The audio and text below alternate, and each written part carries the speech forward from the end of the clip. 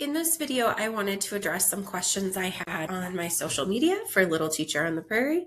My name is Angie, and I had a question about from my schedule. Some of you had asked about Hero Time, which I addressed in a different video. You can head to my TikTok or my Instagram if you want to take a look at that. But this was more about my word work and my spelling. Spelling is scripted with my curriculum, so that one I would go into on a completely different video, but this is my word journal. So one of the very first things I do starting at the beginning of the year to get my students into our routine is I publish the blank version like this onto Canvas. I have also done it in Google Classroom. You could have students share a reading folder with you and put a blank copy of the blank template. Now you'll notice I've named it Q1 for quarter one. I learned the hard way when I tried to put all of the slides into one slideshow. By the time they get done adding pictures and things like that to our 120 slides, it's very large and it takes forever to load. So if you're going to do something like this, I would suggest very much breaking it down by at least by quarter. So I went into my reading curriculum and I pulled out specific words out of my anchor texts for each week.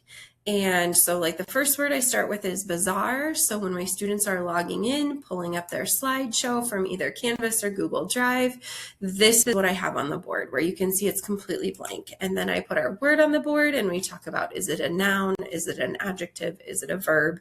That is not a skill that's required by my state standards until 6th grade, but we still do talk about parts of speech. It's certainly something you could add if it's something that is different with your state standards. The next thing that I put up there is a definition. Sometimes our definitions are longer, but because this is the first day, I kept it pretty short. Then we, in 4th grade, do synonyms and antonyms, and we use the word in a sentence. For the first week or so, I do have them copy it, but eventually they can get a little more creative with their sentences if they want. And then here is their favorite part where I teach them how to go out onto Google and copy and paste an image in there. So by the end of the first week of school, my students actually have a pretty good handle on some really basic Google tools. So again, this is what the student version looks like. And I set it in Canvas or Google Classroom to make a copy for each of my students.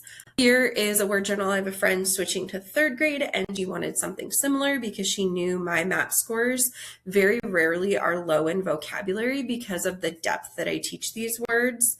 And so I took hers. Her first word is whiz. Now I also didn't put labels on top of hers so that it has a little bit more flexibility for her. But if this is something you would want, just let me know and I can put it into my TPT store.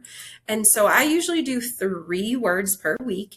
And then we have 2 review days. So here is review day number 1 for her. In which sentence is the word whiz used correctly? And then this actually sparks usually a lot of conversation in my classroom. My first one with the word bizarre is really simple here. Which food combination seems most bizarre to you?